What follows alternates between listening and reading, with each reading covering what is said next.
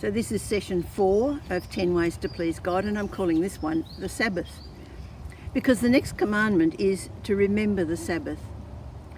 There are a couple of important things here. It says, remember the Sabbath day by keeping it holy.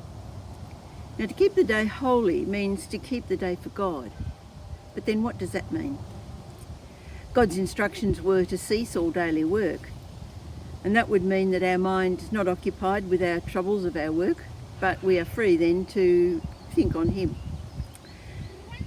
The Jewish people took the injunction not to work very, very seriously. In fact, they took it to extremes.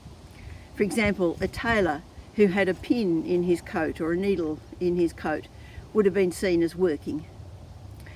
And there's a story in the New Testament of Jesus on the Sabbath day walking through a field of wheat with some of his disciples, and a couple of them plucked some corns, some ears from the top of the wheat and ate them.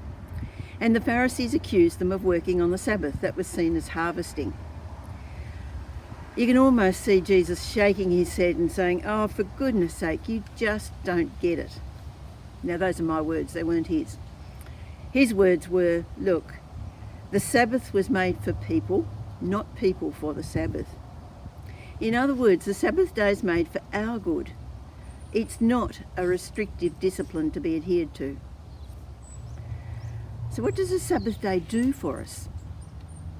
One is, it's a God-given principle that we should have one day in 7 as a day of rest. The human body needs it.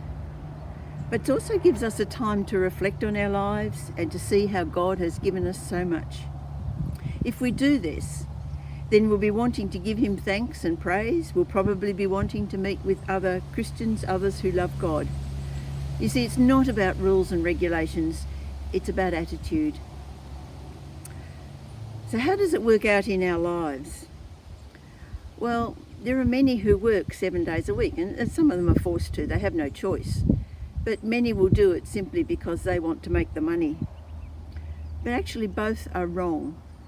Some are being wronged against and others are being wrong.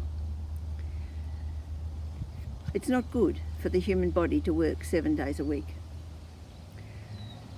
But of course there are people who have to work on what we call the Sabbath, which is Sunday, because doctors and nurses can't just drop their patients for a day, and will unfortunately always need policemen and so on.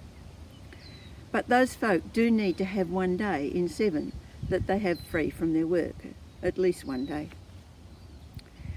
How do we treat the Sabbath? Growing up, we were not allowed to either knit or sew on a Sunday. Now this is a hangover from the past generations because, well, for my grandmother probably, working was knitting and sewing to provide clothing for the family. But by the time I was growing up, knitting was just a relaxing pastime, and so the restriction really was rather silly. But we do need to think about how we use the day. There's nothing wrong with a picnic in the woods if while we're picnicking we're realising just how much we're enjoying the beauty that God has created all around of us. And that's the crux of us.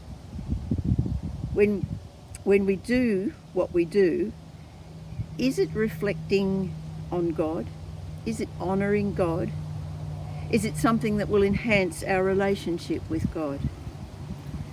The command is, remember the Sabbath day by keeping it holy.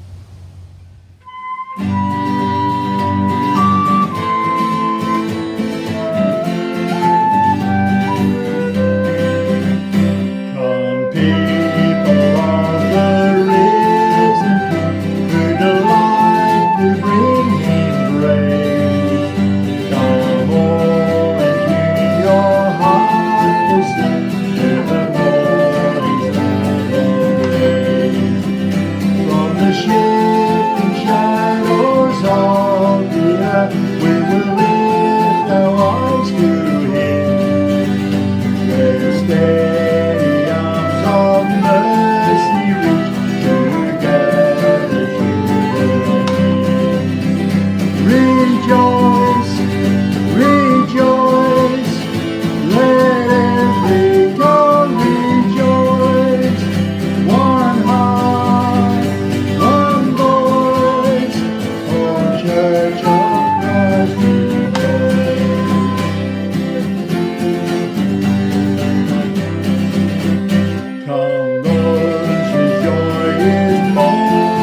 sun and those